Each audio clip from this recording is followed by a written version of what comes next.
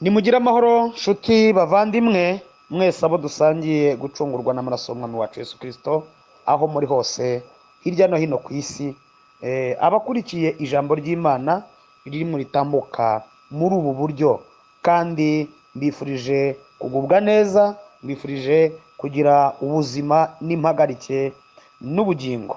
Ni mwene so Iribane Jean Claude mugikomezanyije kuva ku wa mbere mu nyigisho yitwa guha Imana, gukunda Imana ku rwego rw'ikirenga. Hanyuma uyu munsi wa none turacyakomeje inyigisho, kandi turacyari muri cya gitabo twasomye cy'ubutumwa bwiza bwa Yesu Kristo ko bwanditswe na Luka 10:25 kugeza kuri 28. Aravuze ngo ni ukumwe mu bigisha amategeko ahagurutswa no kumugerageza ati, mwigisha nkore nte kugira ngo ndagwe ubugingo buhoraho? Nawe aramubaza ati, byanditswe bite mu mategeko, icyo yasomamo ni iki? Aramusubiza ati, ukundisha Uwiteka Imana yawe umutima wawe wose n'ubugingo bwawe bwose n'imbaraga zawe zose. Aho niho dusoreza uyu munsi. Tugiye kuvuga kuri etape ya gatatu yitwa guha Imana imbaraga, cyangwa kuyikunda tuyikundishije imbaraga zacu zose. Icyo bivuze uburyo Imana ikeneye imbaraga zacu zose. Imana iduhana umugisha. Ntekereza ko ku wa mbere twabonye guha Imana umutima icyo bisobanura, ejo tureba guha Imana ubugingo icyo bivuze. Uyu munsi tugiye kurebera hamwe gukunda Imana tuyikundishije imbaraga zacu zose icyo nabyo bisobanura. Kandi turakomeza kugenda tuyobowe n'ijambo ry'Imana kugira ngo twumve neza icyo Imana itubwira, kuko nta kindi turimo tuvuga n'ijambo ry'Imana. Reka dusome nanone mu butumwa bwiza bwa Yesu uko bwanditswe na Matayo ibice 19 umurongo wa 16, turakomeza tugeze kuri 26. Nuko umuntu aza aho ari aramubaza ati, mwigisha mwiza nkore cyiza ki ngo mpabwe ubugingo buhoraho? Nawe aramubaza ati, unyitira iki mwiza? Umwiza ni umwe gusa, ni Imana, ariko nushaka kugera ku bugingo witondera amategeko. Aramubaza ati, ni ayahe? Yesu aramusubiza ati, ntukice, ntugasambane, ntukibe, ntukabeshyere abandi, ubahe so na nyoko, ukunde mugenzi wawe nk'uko wikunda. Uwo muhungu aramubwira ati, ayo yose narayitondeye, none icyo nshigaje ni iki? Yesu aramusubiza ati, nushaka kuba intungane rwose, haleluya, genda ugurisha ibyo utunze maze uhe abakene, nibwo uzagira ubutunzi bw'ijuru, uhere ko uze unkurikire. Umusore yumvise iryo jambo agenda afite agahinda, kuko yari afite ubutunzi bwinshi. Yesu abwira abigishwa be ati, ndababwira ukuri yuko biruhije ko umutunzi yinjira mu bwami bwo mu ijuru.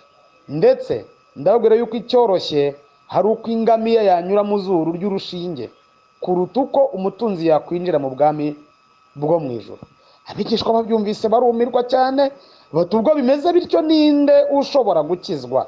Yesu arabayitegereza arababwira ati, ibyo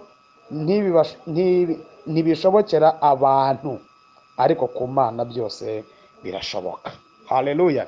Aramubwira ati, ibyo mvuze ibyo ni ibintu bidashobokera abantu, ariko ku Mana birashoboka. Ubwo ku Mana bishoboka, reka turebe icyo bivuze.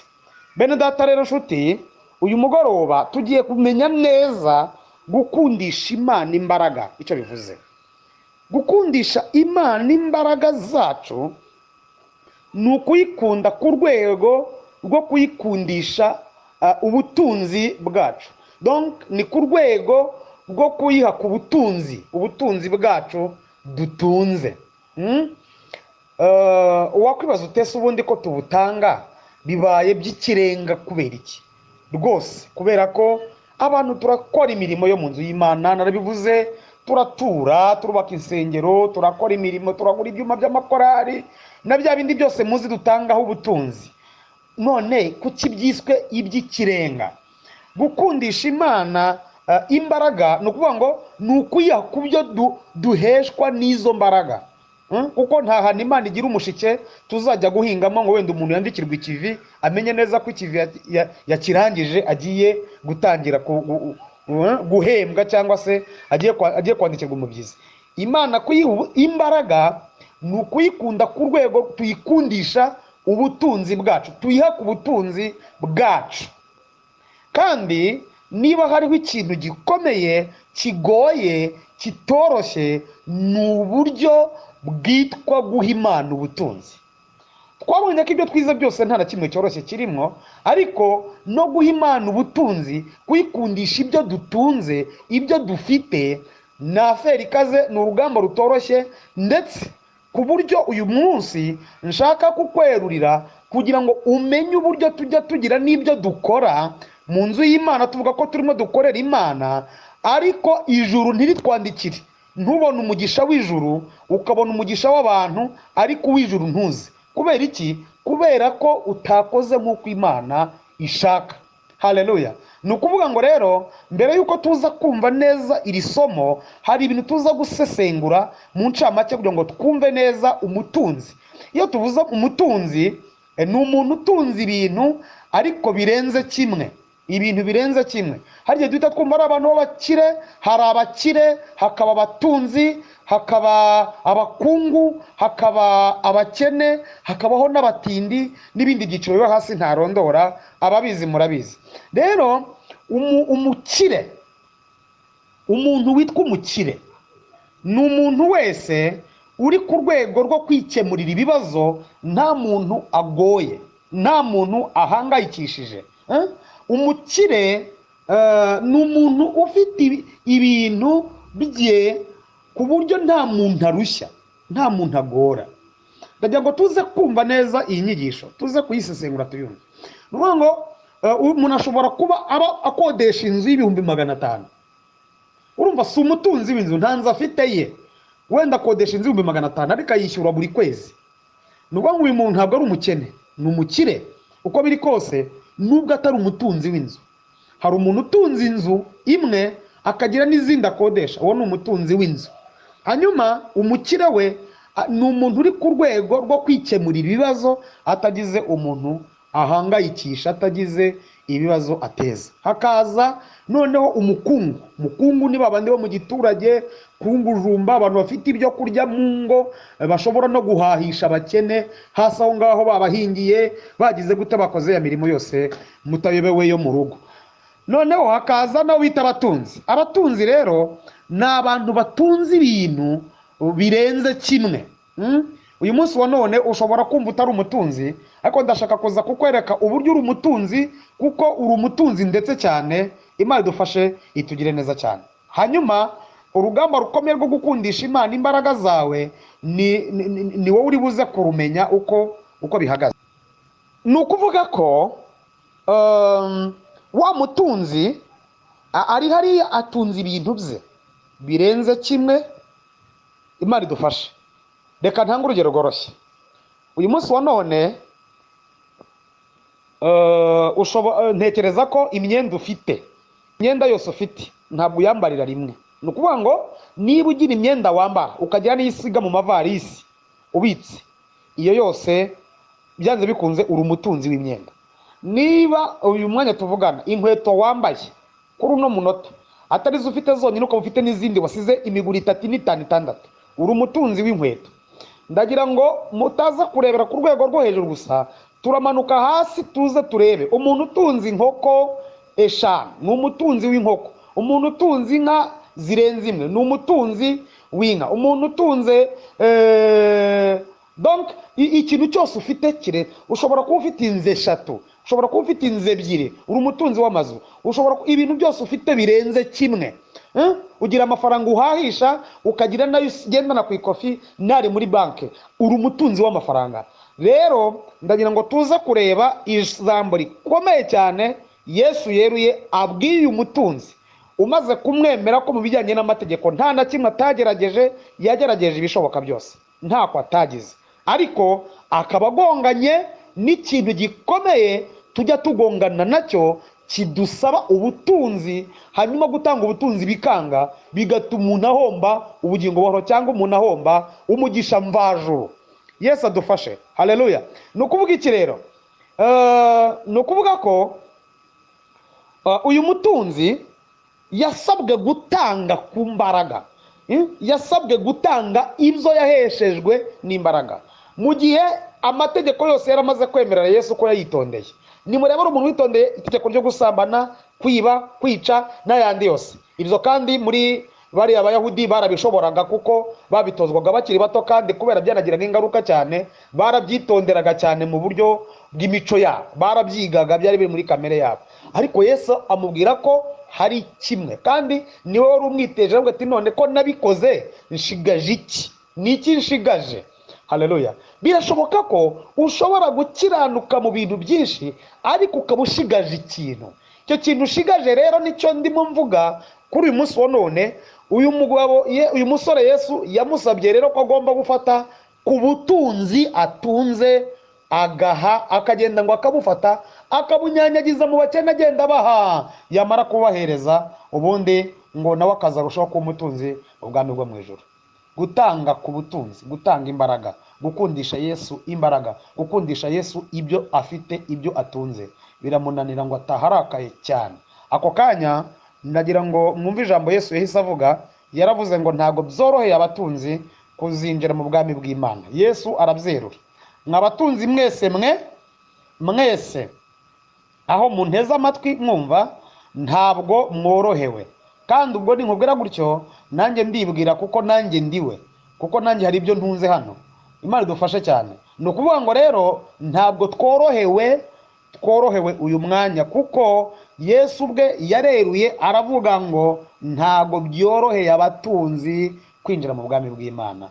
Icyoroshye nuko ingamiya yaca mu zuru ry'urushinge. Abigishwa bari baraho ngaho barumirwa, ba Petero barahamuka bati none ubwo bimeze bityo ninde ushobora gukizwa?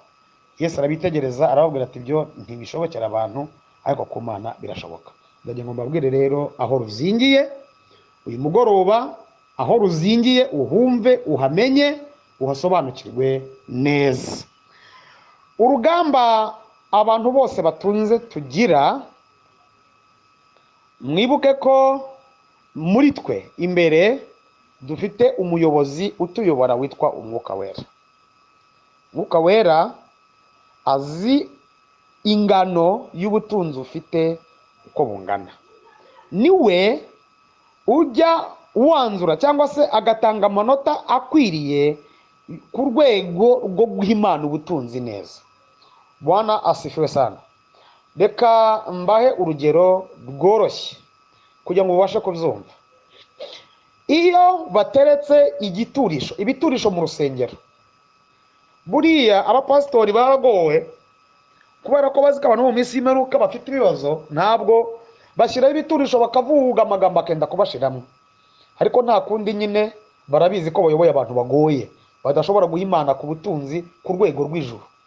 Noneho iyo bateretse ibiturisho imbere ku ruhimbi, ako kanya bakibitereka hariya ku ruhimbi, kimwe cyanditseho icya 10, ikindi cyanditseho amaturo y'abashyitsi, ikindi cyanditseho ituro ry'abakene, kwa kundi babitondetse.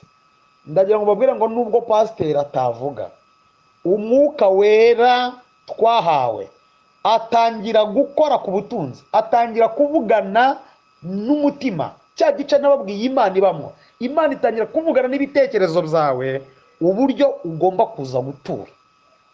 Niba ari icya 10, niba ari agatangira kukubwira ukuza gutura.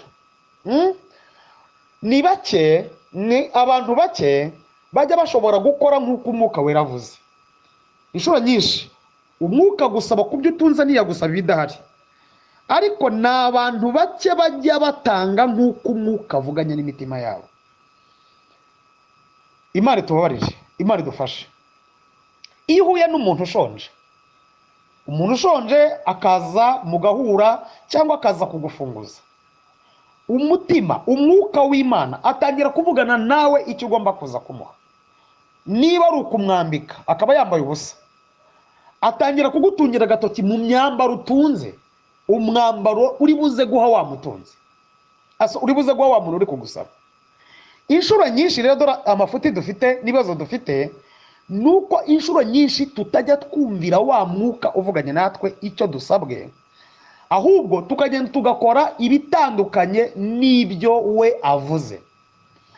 Dofisi udakora rero ibyo umwuka avuze, ijuru rikwandikira zero ko ntacyo ukoze kandi wakoze.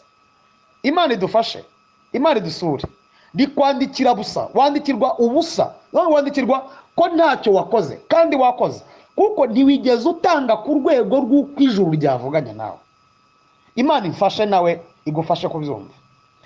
Iyo umuntu agufunguje, umwuka atangira kukubwira ngo genda umugaburire gutya, genda umufashe gutya.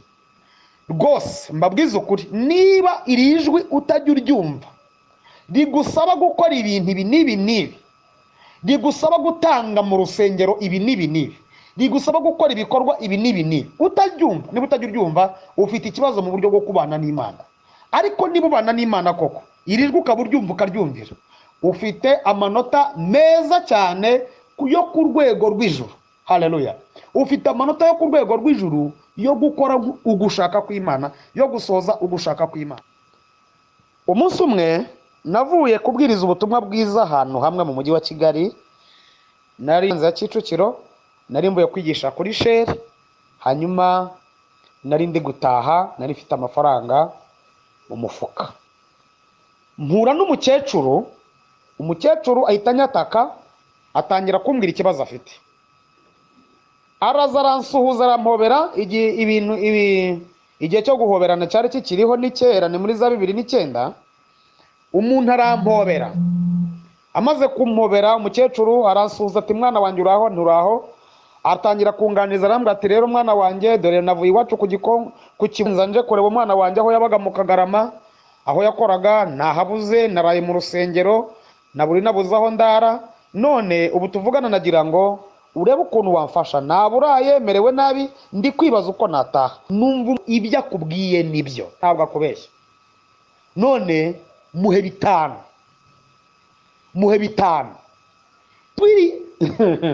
Ijwi ritangira muhe 5, ndi mu izina rya Yesu, muhe 5. Ijwi riranzengereza, ijwi rirambera ndanga, ndwana n'umutima nka kumujya urwana nawo. Umwuka akubwiye icyo ukora, umwuka akubwiye uwufasha, umwuka akubwiye ibyo ukora ku murimo w'Imana, umwuka akubwiye ibyo ukora mu nzu y'Imana, ukarwana n'umutima ugakora ibyo kwiyorohereza, ariko ntukore nk'uko Imana ishaka. Narwanye n'umutima kugeza ubwo umukecuru mutekenika ndamuzamukana ngo mugurire amata ku karimantasiyo kitwa Reruya, kari hari uvuye Sonatibe uzamukujya Kicukiro. Ndamuzamukana mugurira amata, mugurira n'amakeke 2, ibintu bihwanye n'amafaranga 800. Ndabubwira nti rero mukecuru usigarana n'Imana wirwarize, ubundi ibindi Imana iraza kubigufashamo. Mukecuru arambwa turakoze mwana wanjye. Ijwi rikomeza kumbwira ngo ntabwo ari byo, kubwe si byo ukoze. Nibuke ko umwuka wera twamuhawe ngo abe umuyobozi wacu kandi atuyobora mu kuri kose, ariko akawera ntibakora nk'uko umwuka wera ashaka. Ni ukuvuga iki rero? Igihe umwuka wera azajya gukora presentation yawe imbere y'Imana, uzakorwa n'isoni, uzabona 0 izirinze, uzaseba kuko azatanga raporo ko wananiranye utajya gukora ugushaka kwe. Imana imbabarire kandi nawe ikugire neza.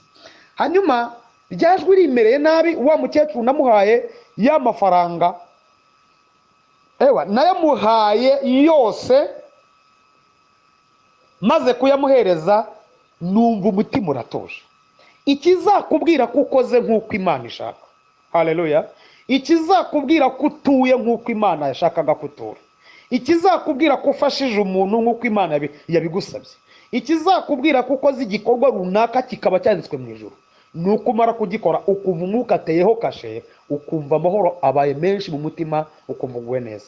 Namaze kumureza ya mafaranga 2200 yarasigaye, numva umutima uratuje pe. Haleluya.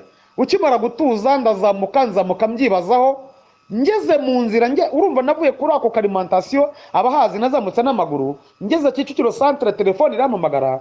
Umuntu nabwirije ubutumwa bwiza, numva aramamagara ambwira ati mukozi w'Imana nuyumvisemwo kukugurira agasukari. Ntese biti?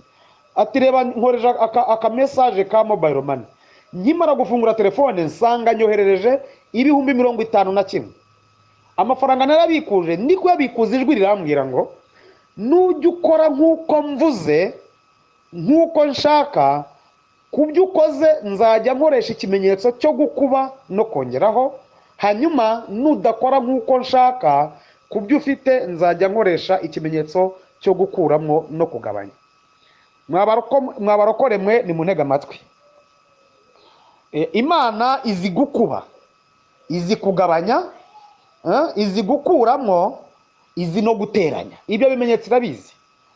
Igihe cyose ukoze nk'uko ishaka, ikoresha ikimenyetso cyo gukuba no guteranya ku byo ufite, ku byo usigaranye. Igihe cyose udakoze nk'uko Imana ishaka, ikoresha ikimenyetso cyo kugabanya no gukuramo. Imana ifite ukuntu kwinshi yakuramo, ifite inzira nyinshi yanyuramo ikuramo cyangwa igabanya, ukazashiduka byarashize, ukazashiduka byararangiye, ukazashiduka nawe waragiye ku murongo nk'abandi bose. Bwana asifiwe sana. Birakwiye ko uyu mwanya, ko uyu minsi twiga kujya dukora ku rwego rw'ijuru, apana gukora ku rwego rwo kunezeza abantu. Ushobora kunezeza umuntu utanejeje Imana. Kunezeza Imana si ugutanga byinshi birenze. Kunezeza Imana ni ugutanga nk'uko umwuka akubwiye gutanga. Imana ifashe kugira ngo wumvire ijambo. Birashoboka ko utsinzwe kuri uno munota, ukaba umaze gutsindwa, kuko ni kenshi umwuka gusaba kugira ibyo ukora ugaceceka.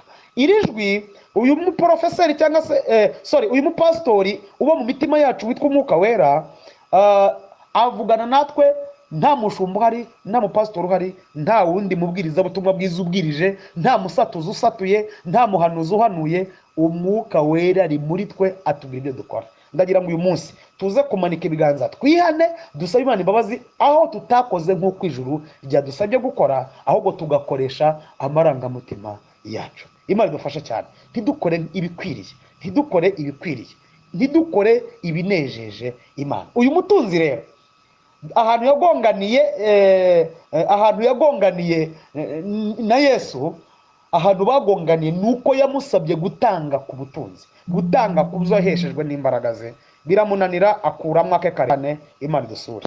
Tugana ku musozo rero w'inyigisho y'uyu munsi, twabonye icyo bita gukundisha Imana imbaraga, ko ari ukuyikunda ku rwego rwo kuyikundisha ubutunzi duhabwa n'imbaraga twahawe, imbaraga z'umubiri, ibyo dushakisha, ibyo tubona, twiyushya kuya bya bindi byose tubona dutanze igitambo cy'imbaraga. Hanyuma Imana ikabikeneraho ku rwego rwo kuyikunda no kugaragariza ko uyubashye.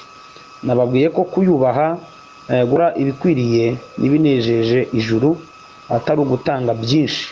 Mwibuke harabigeze gutanga byinshi, Yesu arabigaya, ashima uwatanze bike, yatanganye umutima, batanze nk'uko uriya yari yatanze ku rwego umwuka yaramubwiye, kuko ngo yatanze ibingana n'uko umutima we wamubwiye gutanga.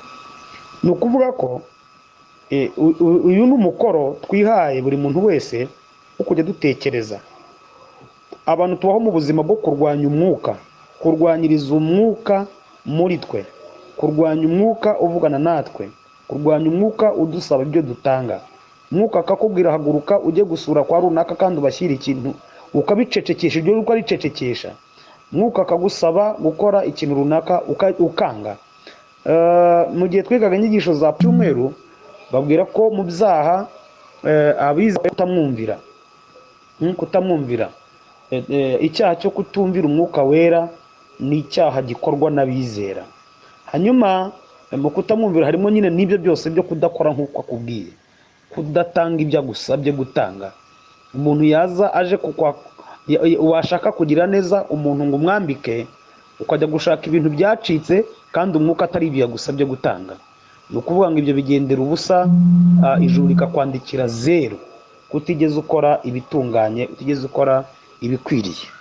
Dusome Imigani ibice 3 umurongo w'9 n'uw'10. Haravuze ngo ubahisha Uwiteka ubutunzi bwawe n'umuganura w'ibyo wunguka byose, ibigega byawe bizuzuzwa kandi imivure yawe izasendera imitobe.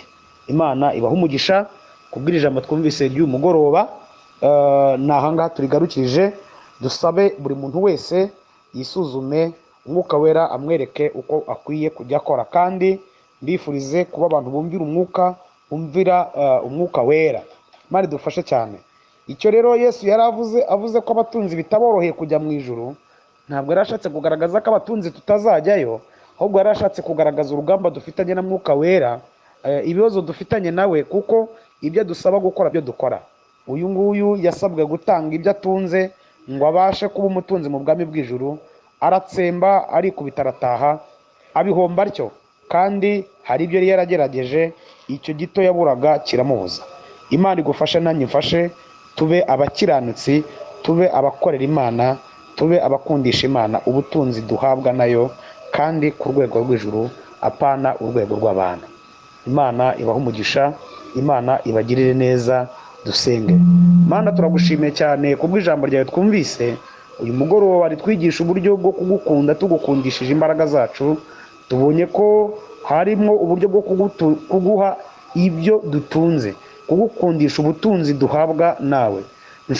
Ushoboze n'abari abantu bumvise ijambo ryawe kujya bakora nk'uko ijambo ryawe ribasabye gukora, be gukora nk'uko bo babishaka gusa, kuko aho kugira ngo umuntu akore ashaka kunezeza abantu ngo bamubone, bamushime, bamumenye, yakora ashaka ko Nyagasani. Nshoboza rero, ndabyifuza, ushoboze na bene data kujya tubigenza uko nguko, bisabye mu izina rya Yesu, amen. Mugire umugoroba mwiza. Yari mwene so Iribane Jean Claude.